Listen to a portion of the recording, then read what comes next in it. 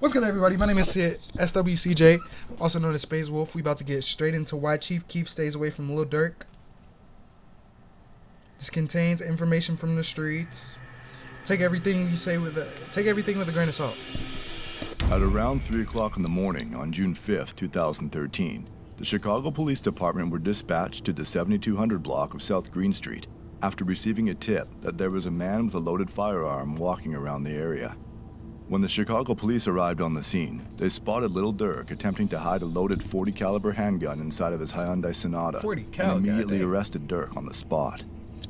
Less than 2 years prior to this, Lil Durk was arrested and charged with possession of a firearm with a defaced serial number. According to multiple reports, back in October of Ain't that a felony charge? 2011, the Chicago police were doing the usual patrol through Lil Durk's hood when they came across Durk chasing another individual through the streets. When the cops began to intervene, Durk darted into a nearby alleyway and tossed a loaded nickel semi-automatic handgun Is that you? They caught you on Google Maps? No, the car. Lil Durk then ran inside a home on the 6400 block of South Eggleston, where police ultimately found Durk sitting on a couch and arrested him. The charge he received for this incident was a Class 3 felony that can carry a 2 to 5 year sentence in an Illinois state prison. Since this was Lil Durk's first offense, Durk was able to plead guilty to a reduced charge of aggravated, unauthorized use of a weapon and was sentenced to 1 year in jail. Durk served 87 days of that sentence until he was released on parole on July 27, 2012, with his parole ending on July 27, 2013. That means that during his second arrest on June 5, 2013, Lil Durk was already out on parole for a previous felony weapons charge. Things were not looking good for Durk. After being booked into jail, a Cook County judge set Lil Durk's bond to $100,000, which means that in order to be released, Durk would need to come up with 10% of that money in cold hard cash.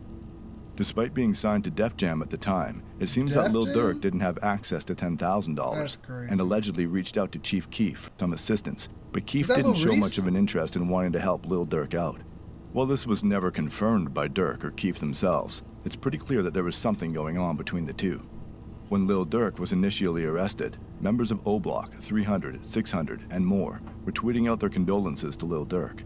Chief Keef, on the other hand, didn't post anything on social media about Durk other than this somewhat cryptic tweet on June 13, 2013 saying, OTG, hashtag only the glow, which is a play on Lil Durk's OTF, only the family.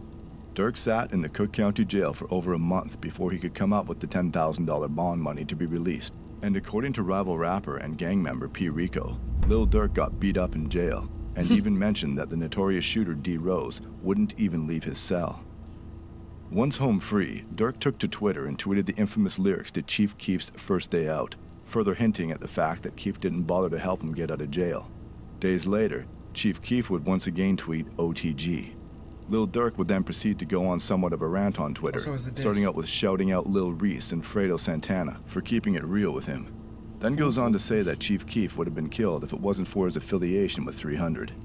Durk then states that he's better off beefing with the opposition and seems to banish Chief Keef from the block by saying, "Where are you going to spend it at? Because you can't come around here with it."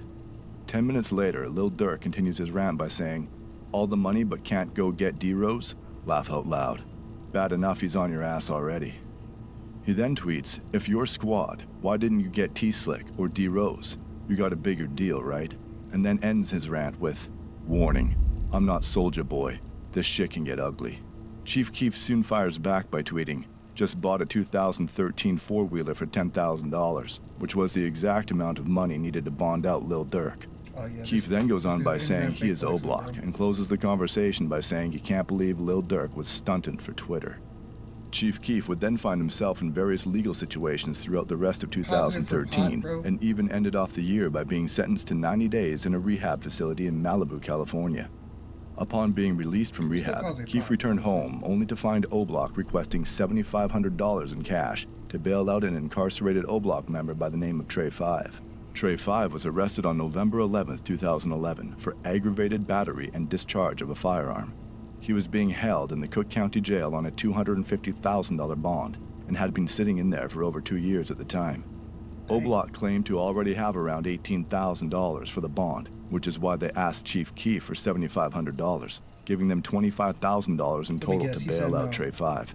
Keef made it seem like it was no big deal to give them the money, claiming he had just recently spent the same amount on shoes. But when asked to actually give them the money a week later, Chief Keef said he threw it all in the club and ended up not giving them a dime. This soon resulted in a situation that would change Chicago drill music forever. On March 26, 2014, Chief Keef was ordered to appear in a Chicago courtroom in regards to one of his many legal troubles at the time. While at court, members of O-Block such as Boss Top and OJ, along with some THF 4-6 members, allegedly broke into a home in Northfield that was being rented by Chief Keef's former manager, Uncle Ro, and Keef himself. You know Boss Top, you know The group was armed and allegedly went through the entire house, stealing a wide variety of designer clothes, bags, and shoes. It was also reported that Boss Top even stole Chief Keef's daughter's clothes and diapers, along with laundry detergent and deodorant. What? While this was taking place, one of the people inside the house, rumored to be Brandon Zerer, aka Twin City CEO, based off these tweets, called 911 and reported that there was an armed robbery at the home. Then, moments later, Chief Keef returned home from court where Boss Top would allegedly snatch Chief Keef's iconic Johnny Dang piece off his neck, while O-Block OJ would reportedly snatch GBE Capo's Jesus piece. This would escalate the situation to an entirely different level when a 33-year-old man and associate of Chief Keef by the name of Terrence Smith was unfortunately shot during this altercation. After the shots were fired, the group allegedly stole Chief Keef's silver 2010 Jeep Grand Cherokee and fled the scene. Chief Keef and the other Glow Gang members inside the house then rushed Terrence Smith to the hospital, where it was determined he would luckily survive his injuries. When questioned by authorities, nobody said a word, which resulted in no arrests being made, but officers in the Gang Enforcement Division released a document stating that the Black Disciples are having an internal conflict and listed 3 photos of the persons of interest in the situation, with one of the people being Tyree Davis, aka Boss Top. The official document stated, officers assigned the Gang Enforcement Division have received information that an internal conflict has arisen among members of the Black Disciples. On March 26, 2014, there was an attempted murder and home invasion in Northfield, Illinois, in which Black Disciple Keith Cozart, aka Chief Keef's associate Terrence Smith, was shot. This incident is believed to be related to the internal conflict. A silver 2010 Jeep Grand Cherokee belonging to Cozart was reportedly stolen during the above incident. A possible offending vehicle is a gold or silver minivan, unknown make or model, with Tennessee license plates. The following factions of Black Disciples may experience internal discord: O-Block, Lamron, and Brick City 600. Chief Keef didn't say much publicly about the robbery until 3 months later when he released a series of tweets stating, "I clothed you, B. Put money in your lint ball pockets. I tried to glow you up. See, it worked. You don't look dirty no more. I'm nothing like these guys, but we look alike. Way higher form and fashion, and I'm loyal. I was giving lil dirty folks clothes. And money. I'm talking hundreds. Get them ones up out of here. Folks, they stole KK clothes out of her room. Detergent, deodorant, and all on Bloods. They stretched that all right. Montclair's, earrings, Robins, Trues, Gucci bags, Kelly's, Louis Vuitton coats. I can go on and on. But when I found out, I bought it again." And then ends the discussion with, "I gave you the glow so you can eat, not try to compete. Lil dirty GD, folks." Chief Keef would also later call out Boss Top by his real name by tweeting, "Tyree Davis stole this too," with an Instagram link to a now deleted photo. No, he's snitching. Keef would later do the same thing to his former go-to producer Young Chop by tweeting out, "Old stuff Tyree Pittman stole while I was in court one day," with another Instagram leak to a now deleted photo. Shortly after this revealing Twitter rant, Lil Durk and THF Basie would post a video to social media taunting Chief Keef and GBE Capo by wearing Capo's stolen chain, while posted up in front of a TV playing Chief Keef's "Close That Door" music video. At the end of the video, you can even see Lil Durk pointing to Chief Keef's chain on the TV and saying, "We got that too." A few weeks later, Chief Keef moved to Los Angeles, California, and hasn't returned back to Chicago, really? ever since he was betrayed by those he once called family. Alright, y'all, I appreciate you for watching. If you liked it, press the like button, press the subscribe button, share with a friend, share with a family member, put it on a playlist, share with yourself. But until the next time, close that back door and don't get snaked by your homies. Holla at me.